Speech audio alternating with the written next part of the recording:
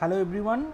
Today in this series I will start with your grammar portion, English grammar portion that comes in your entrance examination like BU entrance examination or CU exam entrance examination or any entrance examination related to law. So first of all, before you start your grammar portion, some basic things in grammar that should be clear. So I am starting with the sentence. তো এই সেশনে আমরা sentence কাকে বলে সেটা দিয়ে start করছি। তাহলে sentence, what is sentence? A sentence is a group of word that expresses a complete idea. তাহলে সেন্টেন্স হচ্ছে কি? কিছু গ্রুপ অফ ওয়ার্ড যেটা কী করছে? এক্সপ্রেস করছে এ কমপ্লিট আইডিয়া। তো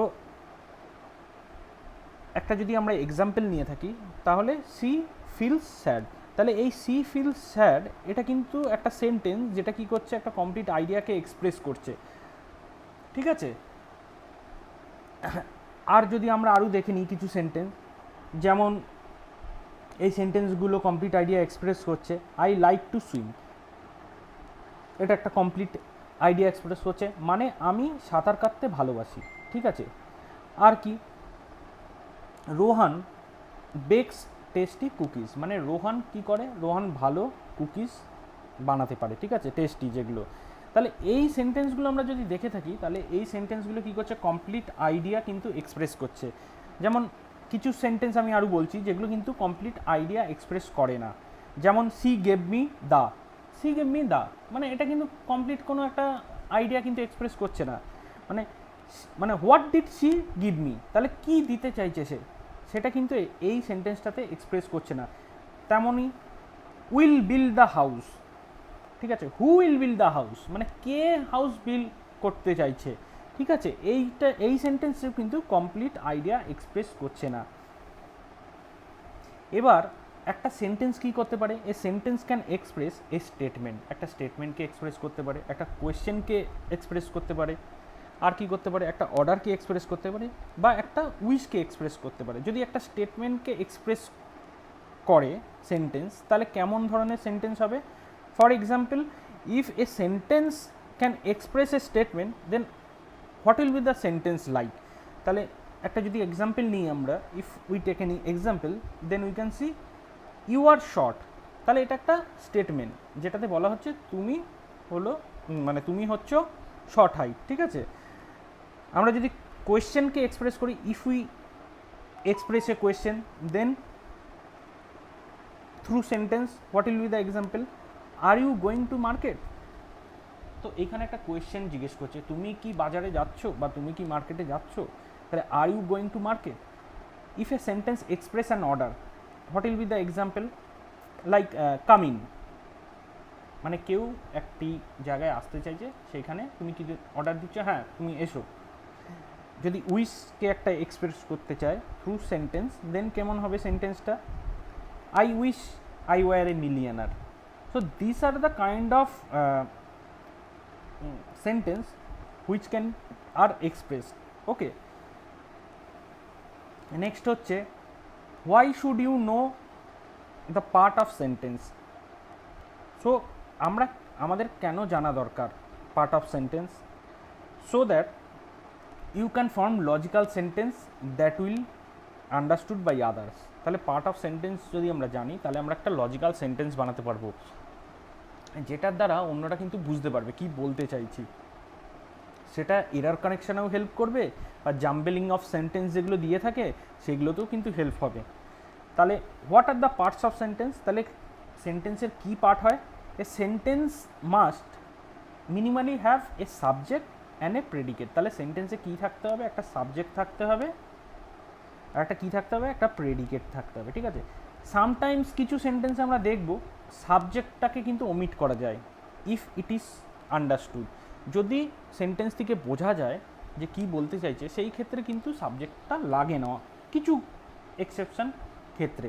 তাহলে the subject in this sentence was omitted, একটা এক্সাম্পল বলছি যে এখানে সাবজেক্টটা ওমিটেড হয়ে গেছে, কারণ আমরা এই সেন্টেন্স থেকে আমি বুঝতে পারছি সাবজেক্টটা কী, ঠিক আছে? ইউ লিভ, ঠিক আছে? তাহলে it should be understood by you, ঠিক আছে, ইউ লিভ, ঠিক আছে, এইখানে নেই।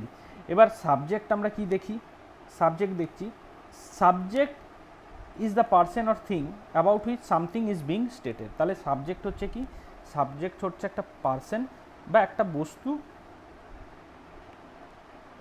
যেটাকে কি করছে, অ্যাবাউট হুইচ মানে যেটার ব্যাপারে তোমার কি বলছে, সামথিং ইজ স্টেট মানে কিছু স্টেটেড করছে, মানে কিছু বলছে সেই পার্সন বা থিংসটার ব্যাপারে।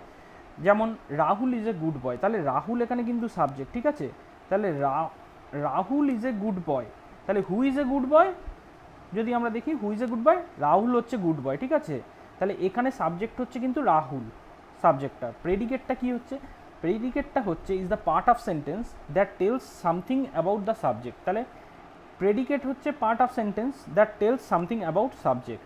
ওকে, তাহলে predicate always includes a verb, এটা কিন্তু মাথায় রাখতে হবে, প্রেডিকেটের মধ্যে কিন্তু সবসময় একটা ভার্ব ইনক্লুড হয়ে থাকে। তাহলে predicate is also a verb that means to state something. Okay, তাহলে Rahul is a good boy, তাহলে the subject is Rahul. Okay, তাহলে ইন দিস সেন্টেন্স সাবজেক্টটা কি হচ্ছে, রাহুল।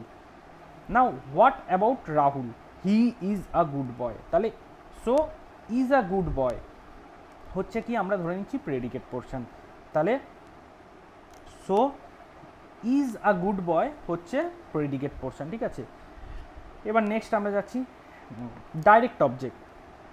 এ direct object is a person or thing that is affected by action of verb. You could say that direct object receive the action of the verb. তাহলে একটা example নেই, he broke the window, তাহলে what was affected by the action, তাহলে এটা একটা প্রশ্ন আসছে। তাহলে এখানে কি হচ্ছে, উইন্ডো, তাহলে দ্য উইন্ডো ওয়াজ, তাহলে কোনটা এফেক্ট হয়েছে এখানে, তাহলে হি ব্রোক দ্য উইন্ডো, ঠিক আছে, তাহলে এখানে কোনটা এফেক্ট হয়েছে, উইন্ডোটা এফেক্ট হয়েছে। তাহলে so the window is the direct object, তাহলে এখানে ডাইরেক্ট অবজেক্ট হচ্ছে দ্য উইন্ডো। তাহলে ডাইরেক্ট অবজেক্ট বুঝতে পারলে তোমরা, ডাইরেক্ট অবজেক্ট হচ্ছে কি, is a person or thing that is affected by the action of verb. তাহলে এই অ্যাকশন অফ ভার্বের দ্বারা কি হচ্ছে, এই পার্সন বা থিং কি হচ্ছে, এফেক্ট হচ্ছে, সেটাকে বলা হচ্ছে কি ডাইরেক্ট অবজেক্ট। যেমন এই সেন্টেন্সটাই বলেছি কি আমি, হি ব্রোক দ্য উইন্ডো, তাহলে হি ব্রোক দ্য উইন্ডো, এখানে দ্য উইন্ডোটা কি হচ্ছে, দ্য উইন্ডোটা হচ্ছে ডাইরেক্ট অবজেক্ট। এবার ইনডাইরেক্ট অবজেক্ট কি, and indirect object is a person or thing that the action is done to or for. Okay, তাহলে দেখি একটু আরও কি বলছে। The indirect object usually comes just before direct object, তাহলে ডাইরেক্ট অবজেক্টের আগে এটা আসে, ঠিক আছে, usually comes before direct object. তাহলে you could also say that the indirect object is the receiver of the direct object. তাহলে he saved his mother's flower, তাহলে he saved his mother flower, তাহলে to whom did he give the flower, to whom did he give the flower, to his mother, ঠিক আছে, তাহলে his mother এখানে কি হচ্ছে, indirect object. তাহলে এই জায়গাতে কি হচ্ছে, হি gave his mother, he gave, sorry এটা গেভ ছিল, আমি সেভ বলছিলাম, হি গেভ হিজ মাদার ফ্লাওয়ার, ঠিক আছে। তাহলে এখানে ডাইরেক্ট অবজেক্টে কি, সরি ইনডাইরেক্ট অবজেক্টের ব্যাপারটা কি হচ্ছে, ইনডাইরেক্ট অবজেক্ট বলছে যে ডাইরেক্ট অবজেক্টের আগে আসে, তাহলে আমরা বলতে পারি ইনডাইরেক্ট অবজেক্ট হচ্ছে কি, receiver of the direct object, তাহলে ডাইরেক্ট অবজেক্টের একটা রিসিভার। তাহলে এখানে কি বলছে, he gave his mother flowers, তাহলে to whom did he give the flower, তাহলে কাকে সে ফ্লাওয়ারটা দিচ্ছে, তার মাদারকে দিচ্ছে, তাহলে হিজ মাদার, তাহলে হিজ মাদার এখানে কি হচ্ছে, ইনডাইরেক্ট অবজেক্ট। তাহলে এইটা হলো আমাদের সেন্টেন্সের পোর্শন আজকে। আর এর পরের ভিডিওটাতে আমি আর একটা কিছু বেসিক নিয়ে বলবো গ্রামারে, এরম করে করে আমি কিছুটা বেসিক বলবো, বেসিক বলার পরে ডাইরেক্ট আমি কোশ্চেন অ্যান্সার ফরম্যাটটাতে ঢুকে যাব, তাহলে তোমাদের সুবিধা হবে বুঝতে যে কী ধরনের প্রশ্ন আসছে। কিন্তু এই বেসিকগুলো যদি না জানো তাহলে কিন্তু ওই কোশ্চেন অ্যান্সারগুলো করতে পারবে না, তাহলে বেসিকটা খুব ইম্পর্টেন্ট। আমি তো এটা দেখিয়ে দিচ্ছি, তার সাথে সাথে তোমরা একটা গ্রামার বই যদি থাকে বাড়িতে, সেইটার সাথে একটু দেখে নিও, পড়ে নিও, কারণ ওটার মধ্যে দেখবে আরও নানান ধরনের এক্সাম্পলস আছে, তাহলে তোমাদের প্রিপারেশানটা আরও বেটার হবে। আমি তো বলে দেবো, আমার পোর্শনটা করিয়ে দেবো, এটা করলেও হবে, কিন্তু তার সাথে সাথে প্র্যাকটিসের জন্য তোমরা একটা গ্রামার বই রেখো, সেখান থেকে দেখো এগুলো, ঠিক আছে। আর সাথে সাথে এই ভিডিও যেমন দেখছো দেখো, তাতে তুমি বুঝতে পারবে কী কী প্রশ্ন আসবে আর কী কী এক্স্যাক্টলি করতে হবে। বইয়েতে অনেক কিছু থাকে, সব করলে হবে না, টাইম খুব শর্ট, তাহলে তোমাকে সিস্টেমেটিকভাবে পড়তে হবে।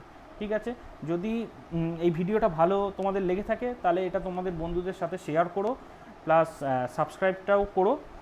আর এইটাই এই ভিডিওতে ছিল।